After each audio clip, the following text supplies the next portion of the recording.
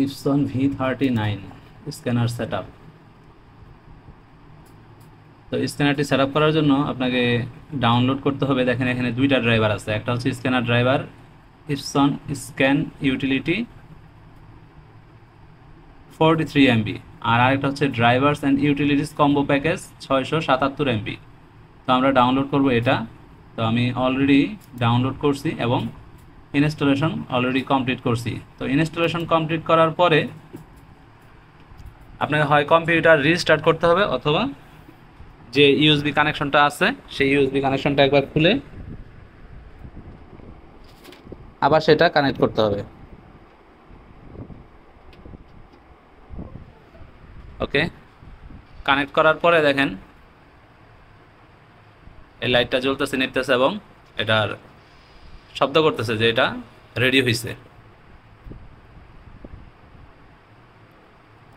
ওকে, এখন যদি আমরা ইপসন স্ক্যানের যে অ্যাপসটা আছে সেটা যদি ওপেন করি তাহলে সেটা রান করবে। আদারওয়াইজ আপনি যদি কম্পিউটার রিস্টার্ট বা ইউএসবিটা না খুলে থাকেন সেক্ষেত্রে কিন্তু এটা একটা ইরর মেসেজ দেখাবে, ইরর মেসেজ দিবে। তো এটা সেট আপ করার পরে আমাদের একটু কাস্টমাইজ করতে হবে। কাস্টমাইজ করার জন্য আমাদের ফাইলটা কোথায় সেভ হবে সেটার জন্য কাস্টমাইজে যেতে হবে, ফাইল সেভ সেটিংস। সেখান থেকে আপনি এখানে পিকচারে জমা হবে না মাই ডকুমেন্টসে জমা হবে সেটা সিলেক্ট করে দিতে হবে। মাই ডকুমেন্টস দিয়ে দিলাম, আর এখানে ইমেজ আছে এবং এখানে টাইপ জেপিজি আছে। তো আমাদের তো বেশিরভাগ দরকার হয় হচ্ছে পিডিএফ, সেই জন্য আমরা পিডিএফ ডিফল্ট করে দিলাম এবং ওকে করে দিলাম। এখান থেকে ওকে করে দিব এবং এখন যদি আমরা স্ক্যান করি সেটা স্ক্যানটা গিয়ে মাই ডকুমেন্টসে জমা হবে। স্ক্যান হচ্ছে।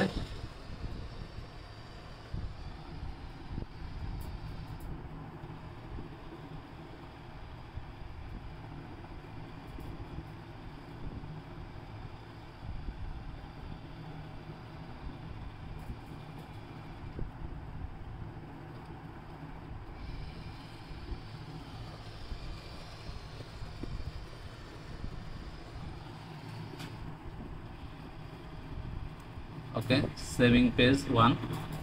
দেখেন এখানে আমাদের মাই ডকুমেন্টসে আইসা ডকুমেন্টটা পিডিএফ আকারে সেভ হয়েছে।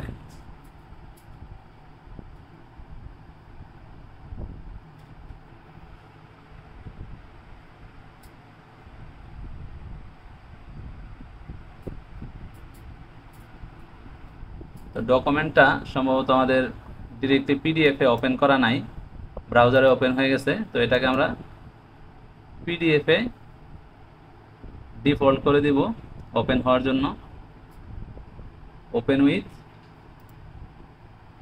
এখানে choose another app and nitro select করে দিব, পিডিএফ রিডার ওকে করে দিব।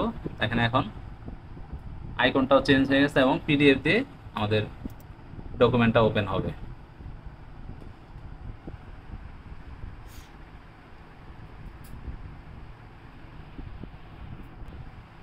আমাদের ডকুমেন্টটা ওপেন হয়ে গেছে পিডিএফ এর মাধ্যমে। ধন্যবাদ।